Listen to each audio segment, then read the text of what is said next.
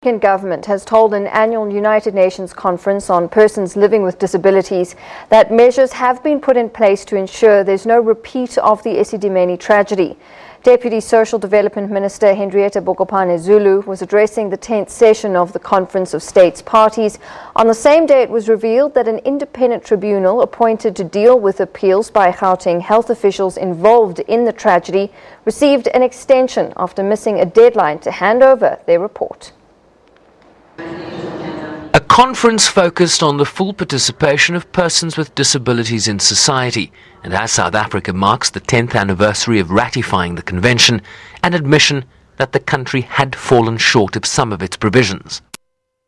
The Constitution makes provision on most of the rights highlighted in the convention. However, whilst we have passed legislation that requires that all administrative actions are lawful, reasonable and procedurally fair, implementation of our good policies sometimes falls short.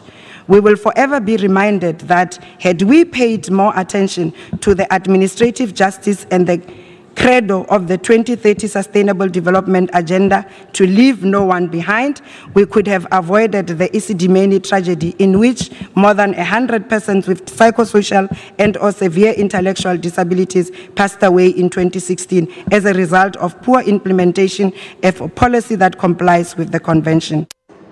As part of the implementation of the Sustainable Development Goals, the conference aims to address the full participation of persons with disabilities in humanitarian action, among other concerns. We reported last year that the South African government has released the country's new national disability rights policy at the end of 2015. We have, as part of this process, commenced with piloting the Disability Inequality Index developed over the past 3 years with the support of the United Nations Partnership on the Rights of Persons with Disabilities. The Disability Inequality Index potentially provides us with a strategic quick scan on progress being made, narrowing the inequality gap between persons with disabilities and persons without disabilities. The conference concludes on Thursday. Sherwin Bryce's SABC News, New York.